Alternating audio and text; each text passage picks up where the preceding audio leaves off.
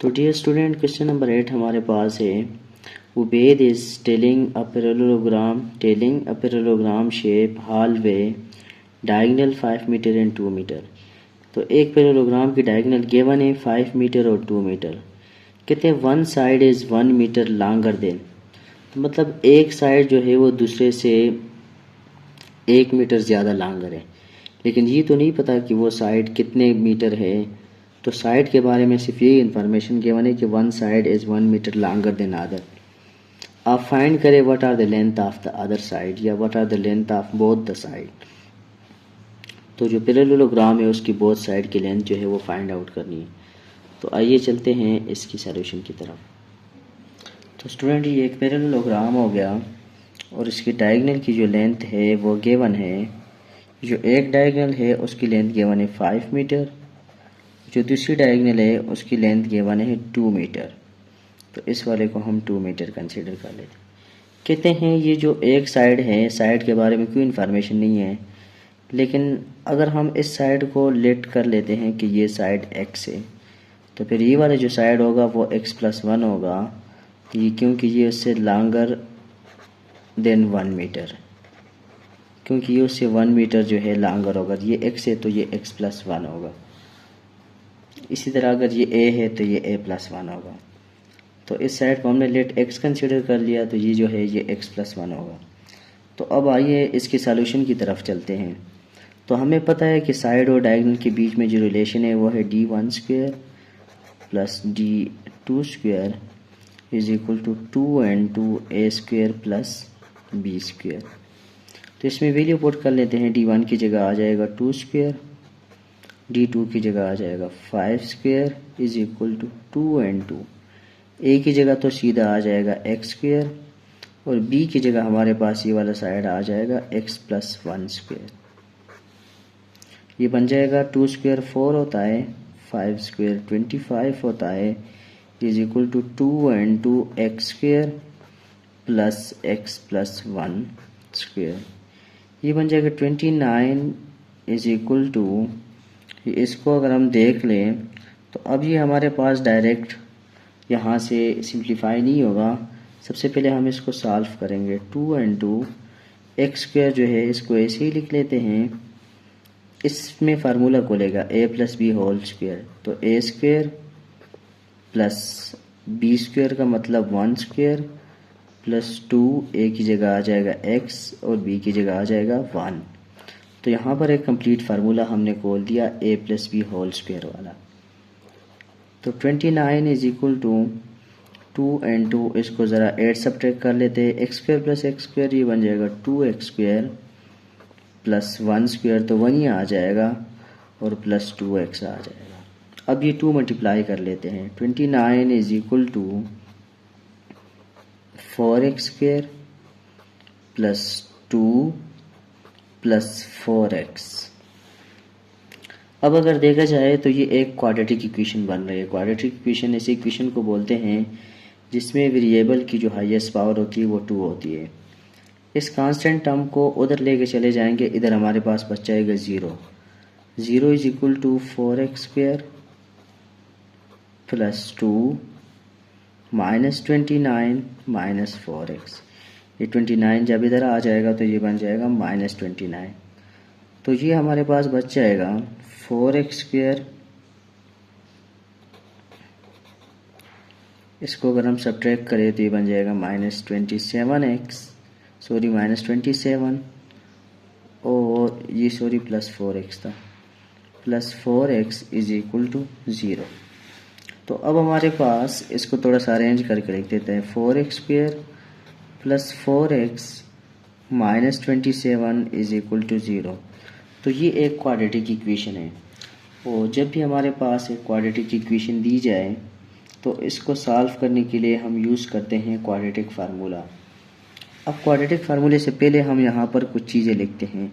x² का जो कोफिशिएंट होता है ये a की वैल्यू होती है, x³ की जो कोफिशिएंट होती है ये b की वैल्यू होती है, और ये जो कांस्टेंट टर्म होता है ये c की वैल्यू होता है। अगर माइनस हो तो फिर c की वैल्यू माइनस में आती है, और अगर इधर प्लस हो तो फिर c की वैल्यू प्लस में आती है। तो ये हमारे पास वैल्यू आ गई ए की वैल्यू हमारे पास आ गई 4, इसी तरह बी की वैल्यू भी हमारे पास 4 आ गई और सी की वैल्यू हमारे पास आ गई -27। तो पेज टर्न आउट करके इसको सॉल्व कर लेते हैं। मैं यहाँ पर दोबारा लिख लेता हूँ। ए की जो वैल्यू है वो हमारे पास आई थी 4, बी की जो वैल्यू थी वो भी हमारे पास आई थी 4 और सी की जो वैल्यू थी वो हमारे पास आई थी -27। अब इसको सॉल्व कैसे करेंगे, तो इसको क्वाड्रेटिक की फार्मूले में अप्लाई करेंगे। क्वाड्रेटिक का फार्मूला ये है, x is equal to minus b plus minus square root of b square minus 4ac divided by 2a। ये एक कंप्लीट फार्मूला है, इसमें इसको आपने याद करना है और यहाँ पर आके आपने ए बी सी की वैल्यू डालनी है।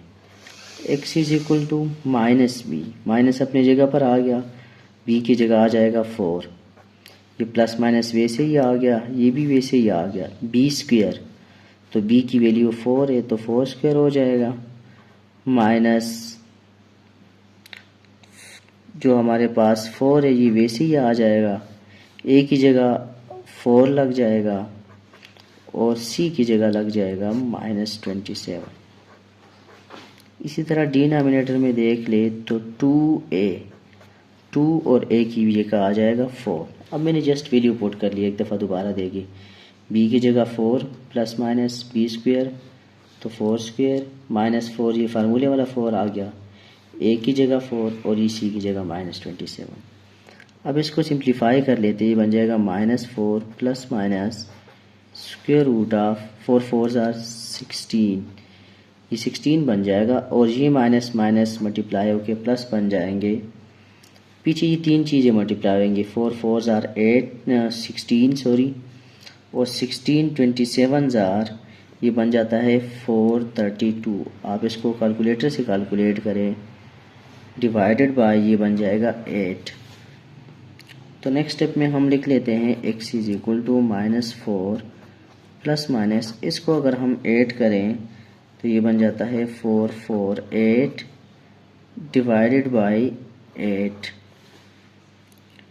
तो अब हम नेक्स्ट लिख लेते हैं x is equal to -4 plus minus, इस वैल्यू को अगर हम स्क्वायर रूट ले तो ये तकरीबन बन जाती है 21.17 डिवाइडेड बाई ये बन जाती है 8। अब यहाँ से आगे हमारे पास दो पॉसिबिलिटीज़ होती हैं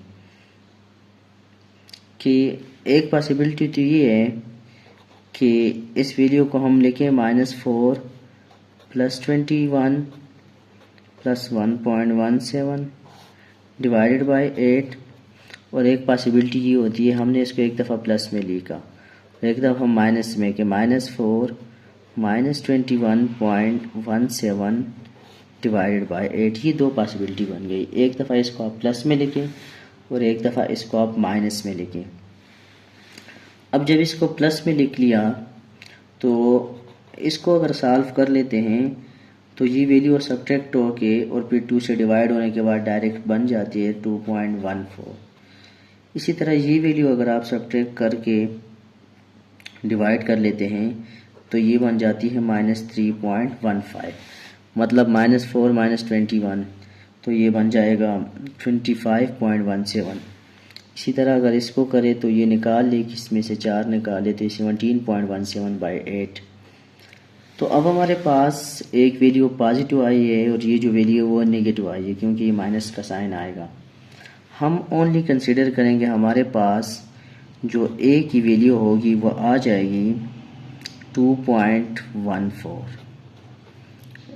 जो हमने स्टार्टिंग में a को लेट किया था या x को लेट किया था, हमने x ही लेट किया था, तो इसको लिख लेते हैं x।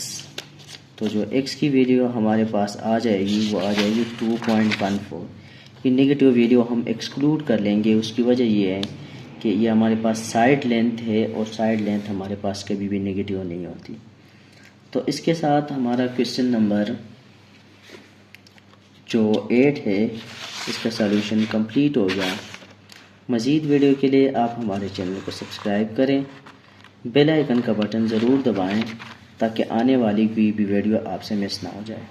तब तक के लिए थैंक यू, अल्लाह हाफ़िज़।